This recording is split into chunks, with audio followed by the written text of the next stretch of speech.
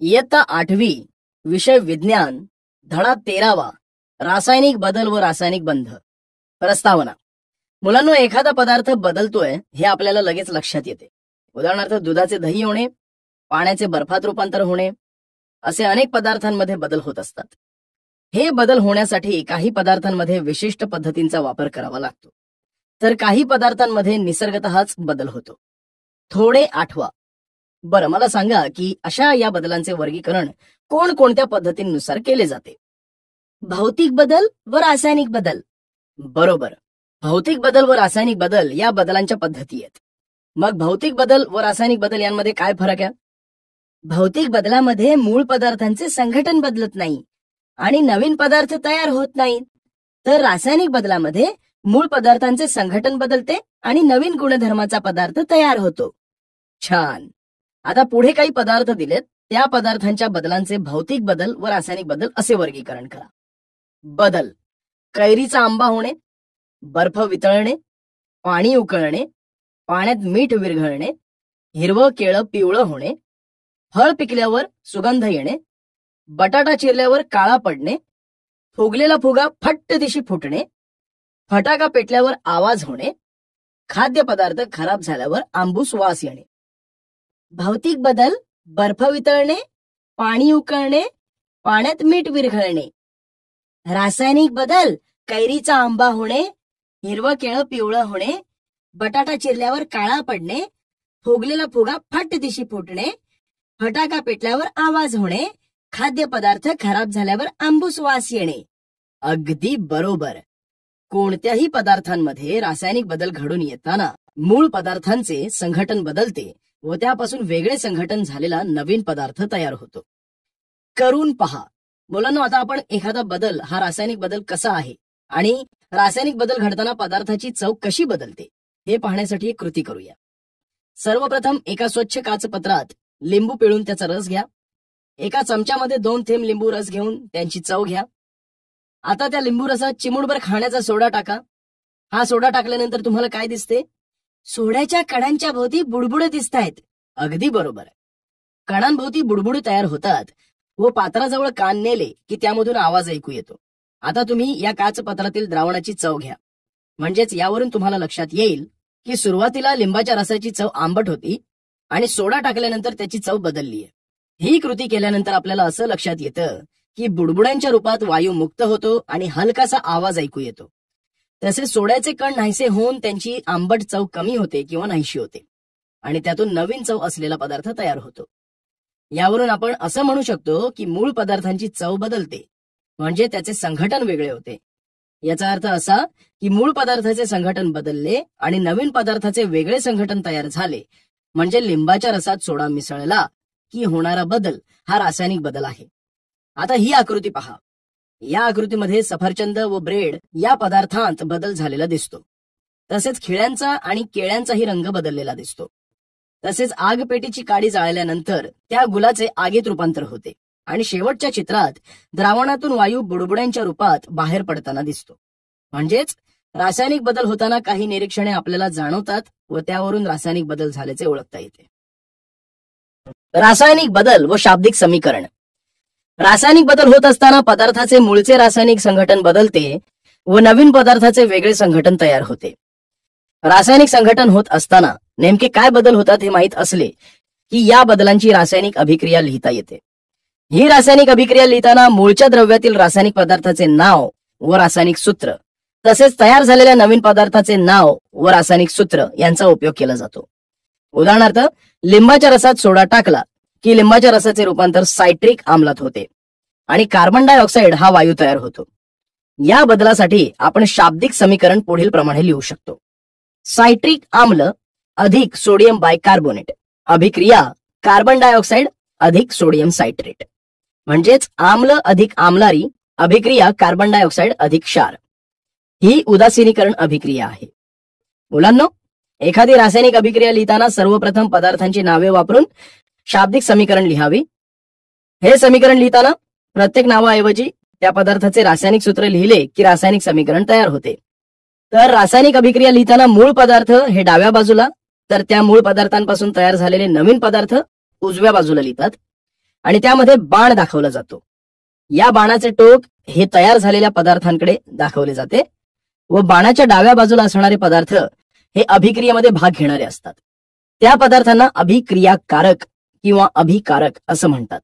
आणि अभिक्रियेमुळे तयार झालेल्या पदार्थांना उत्पादित असं म्हणतात. या अभिक्रियेतील उत्पादनाची जागा ही बाणाच्या उजव्या बाजूला लिहितात. अशा प्रकारे रासायनिक अभिक्रियांची शाब्दिक उदाहरणे लिहितात. दैनंदिन जीवनातील रासायनिक बदल. मुलांना आपल्या आजूबाजूला, शरीरामध्ये, प्रयोगशाळेत, घरामध्ये असे अनेक शाब्दिक व रासायनिक बदल घडून येतात. तर आता आपण या बदलांविषयी माहिती जाणून घेणार आहोत. नैसर्गिक रासायनिक बदल. काही बदल हे नैसर्गिकपणे घडून येतात, जसे श्वसन, प्रकाश संश्लेषण. या दोन्ही बदलांची आपण शाब्दिक व रासायनिक समीकरणे पाहणार आहोत. श्वसन. श्वसन ही सजीवांची अत्यंत आवश्यक गरज आहे. आपल्या जीवनामध्ये श्वसनाला खूप महत्व आहे. श्वसन या क्रियेमध्ये आपण श्वासावाटे हवा आत घेतो व उच्छ्वासावाटे कार्बन डायऑक्साईड वायू व पाण्याची वाफ बाहेर सोडतो. श्वासावाटे घेतल्या जाणाऱ्या ऑक्सिजनची पेशीत असणाऱ्या ग्लुकोज बरोबर अभिक्रिया होते आणि कार्बन डायऑक्साईड व पाणी तयार होते. हे समीकरण शब्दांमध्ये रासायनिक समीकरणात पुढील प्रमाणे लिहितात. ग्लुकोज व ऑक्सिजनची अभिक्रिया होऊन कार्बन डायऑक्साईड तयार होते. अशा प्रकारे आपण श्वसन या क्रियेच्या शाब्दिक व रासायनिक समीकरणांविषयी माहिती अभ्यासली. आता शाब्दिक व रासायनिक समीकरणाच्या सरावासाठी एक उदाहरण प्रयोगाद्वारे अभ्यासूया. त्यासाठी एक परीक्षा नळी घ्या.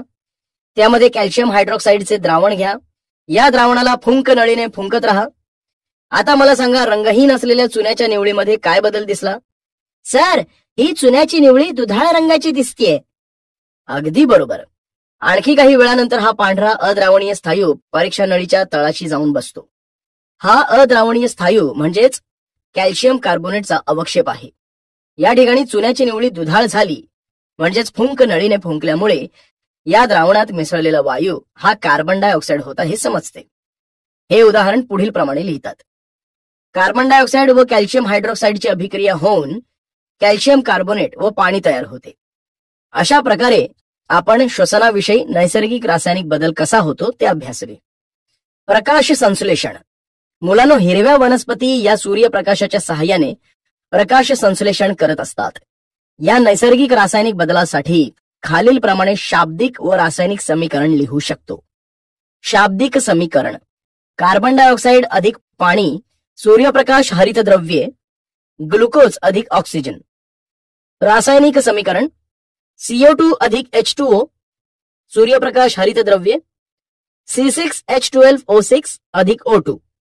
अशा प्रकारे आपण प्रकाश संश्लेषणाचे नैसर्गिक रासायनिक बदल कसे होतात हे अभ्यासले. मानव निर्मित रासायनिक बदल. आपल्या दैनंदिन गरजा भागवण्यासाठी आपण अनेक रासायनिक बदल घडवून आणत असतो. जसे सोडा लिंबू ह्या शीत पेयात रासायनिक बदल घडवला जातो, कारण त्यामुळे जठराची आम्लता वाढवता येते. तर आता आपण अशा काही मानव निर्मित रासायनिक बदलांविषयी माहिती घेणार आहोत.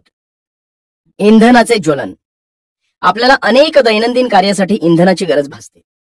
त्यासाठी आपण ऊर्जा मिळवतो, जसे लाकूड, कोळसा, पेट्रोल, डिझेल, स्वयंपाकाचा गॅस. या इंधनाचे ज्वलन केले की आपल्याला ऊर्जा मिळवता येते. या सर्व प्रकारच्या इंधनांच्या ज्वलनामध्ये ज्वलन होणारा पदार्थ कार्बन आहे. ज्वलन प्रक्रियेमध्ये कार्बनचा संयोग हा हवेतील ऑक्सिजनशी होतो. त्यामुळे कार्बन डायऑक्साईड हे उत्पादित तयार होते. या प्रक्रियेचे शाब्दिक व रासायनिक समीकरण पुढील प्रमाणे लिहू शकतो. शाब्दिक समीकरण. कार्बन व ऑक्सिजनची अभिक्रिया होऊन कार्बन डायऑक्साईड तयार होते. रासायनिक समीकरण. C अधिक O अभिक्रिया CO2. अशा प्रकारे या इंधनाचे ज्वलन हे अतिशय जलद गतीने होते आणि यामुळे होणारा रासायनिक बदल हा अपरिवर्तनीय असतो. विरल हायड्रोक्लोरिक आम्लाने शहाबादी फरशी स्वच्छ करणे. तुम्ही शहाबादी फरशी पाहिली असेल. या शहाबादी फरशीमध्ये कॅल्शियम कार्बोनेट हा मुख्य रासायनिक घटक असतो. ही शहाबादी फरशी हायड्रोक्लोरिक आम्लाने स्वच्छ करते वेळी हायड्रोक्लोरिक आम्लाबरोबर फरशीच्या वरच्या थराची रासायनिक अभिक्रिया होते व 3 उत्पादिते तयार होतात. त्यातील पहिले उत्पादित कॅल्शियम क्लोराईड हे पाण्यात द्रावणीय असल्याने पाण्याने धुतल्यामुळे निघून जाते. दुसरे उत्पादित कार्बन डायऑक्साईड आहे. याचे बुडबुडे निघतात व हवेत मिसळून जातात. तिसरे उत्पादित पाणी आहे, जे पाण्यात मिसळले जाते. तर आता आपण या प्रक्रियेसाठी शाब्दिक समीकरण पुढील प्रमाणे लिहू शकतो. शाब्दिक समीकरण: कॅल्शियम कार्बोनेटची हायड्रोक्लोरिक आम्लाशी अभिक्रिया होऊन कॅल्शियम क्लोराईड व कार्बन डायऑक्साईड आणि पाणी तयार होते. दुष्फेन पाणी सुफेन बनवणे. मुलांनो, दुष्फेन पाण्यामध्ये कॅल्शियम, मॅग्नेशियम, क्लोराईड व सल्फेट यांचे क्षार विरघळलेले असतात. तसेच या क्षारामुळे हे पाणी चवीला मचूळ असे असते. या पाण्यामध्ये साबणाचा फेस होत नाही. हे पाणी सुफेन बनवण्यासाठी त्यामध्ये धुण्याच्या सोड्याचे द्रावण मिसळले जाते. त्यामुळे रासायनिक अभिक्रिया घडून येते आणि कॅल्शियम व मॅग्नेशियमच्या अद्रावणीय क्षारांचा अवक्षेप होतो. त्यामुळेच हे दुष्फेन पाणी सुफेन बनते. याचेच शाब्दिक समीकरण आपण पुढील प्रमाणे लिहू शकतो. शाब्दिक समीकरण: कॅल्शियम क्लोराईडची सोडियम कार्बोनेटशी अभिक्रिया होऊन कॅल्शियम कार्बोनेट व सोडियम क्लोराईड तयार होते. याच शाब्दिक समीकरणासाठी आपण पुढील प्रमाणे रासायनिक समीकरण लिहूया. रासायनिक समीकरण: CaCl2 अधिक Na2CO3 अभिक्रिया CaCO3 अधिक NaCl. अशा प्रकारे दुष्फेन पाणी सुफेन बनवता येते. रासायनिक बदल होत असताना द्रव्याचे रासायनिक संघटन बदलते व मूळ पदार्थांची अभिकारकांची रासायनिक अभिक्रिया होते. त्यातून वेगळ्या गुणधर्माचे नवीन पदार्थ उत्पादिते तयार होतात. मात्र या क्रिया होत असताना अभिकारकांमधील रासायनिक बंध तुटतात व नवीन रासायनिक बंध तयार होऊन नवीन पदार्थ किंवा उत्पादिते तयार होतात. एका अणूने तयार केलेल्या रासायनिक बंधांची संख्या म्हणजे त्या अणूची संयुजा असते, हे आपल्याला माहित आहे. रासायनिक बंध. मुलांनो, आपण अणूचे अंतरंग या पाठात मूलद्रव्याचे इलेक्ट्रॉन संरूपण व मूलद्रव्याची संयुजा यांमधील संबंध अभ्यासला आहे. राजवायू हे रासायनिक बंध तयार करत नाहीत व त्यांचे इलेक्ट्रॉन अष्टक द्विक पूर्ण झालेले असते. या उलट इलेक्ट्रॉन अष्टक द्विक पूर्ण नसलेले अणू रासायनिक बंध तयार करतात. त्यासाठी ते अणू त्यांच्या संयुजा इलेक्ट्रॉनांचा उपयोग करतात.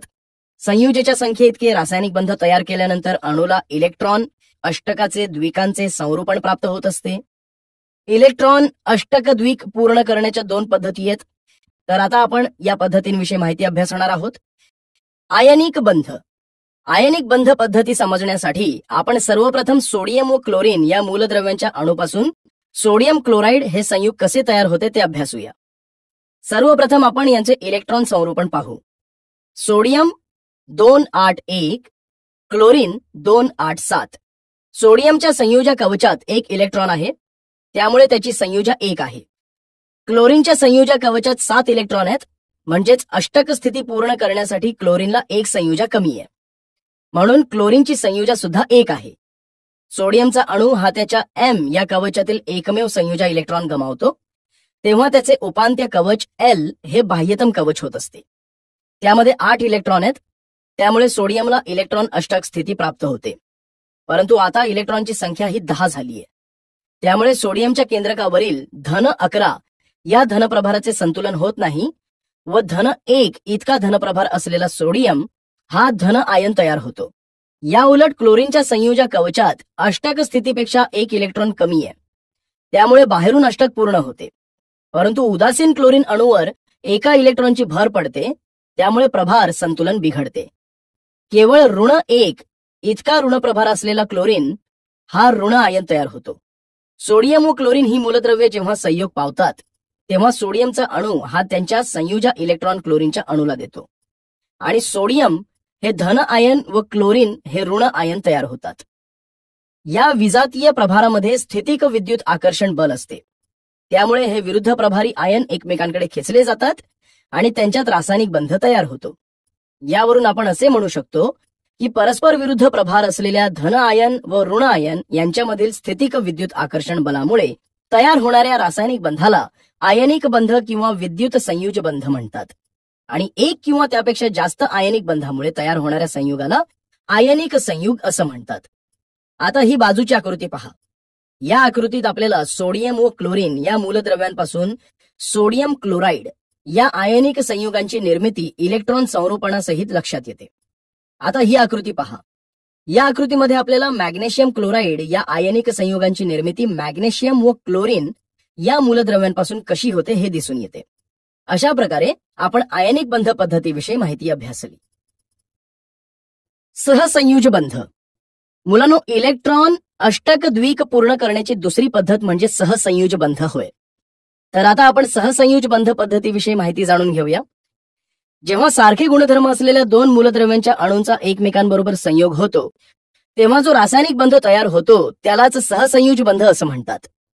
अशा अणूंमध्ये इलेक्ट्रॉनचे आदान प्रदान होत नाही, त्याऐवजी अशा अणूंमध्ये इलेक्ट्रॉनचे संधान म्हणजेच शेअरिंग होते. संधान केल्यामुळे दोन्ही अणूंची इलेक्ट्रॉन अष्टक द्विक स्थिती पूर्ण होते. अणूचे अंतरंग या पाठात आपण पाहिले की हायड्रोजनच्या अणूमध्ये एक इलेक्ट्रॉन आहे व त्याचे इलेक्ट्रॉन द्विक पूर्ण होण्यासाठी एक इलेक्ट्रॉन कमी आहे. तसेच हायड्रोजनची संयुजा ही एक आहे. हायड्रोजनच्या दोन अणूंमध्ये बंध तयार होत असताना दोन्ही अणू हे एकसारखेच असल्यामुळे त्यांच्या एकसारख्या प्रवृत्तीमुळे ते एकमेकांबरोबर इलेक्ट्रॉनचे संधान घडवून आणतात. त्यामुळे हायड्रोजनच्या दोन्ही अणूंचे इलेक्ट्रॉन द्विक पूर्ण होते व त्या दोघांमध्ये रासायनिक बंध तयार होतो. यावरून एकमेकांबरोबर आपापले संयोजा इलेक्ट्रॉन संधान केल्यानंतर रासायनिक बंध निर्माण होतो.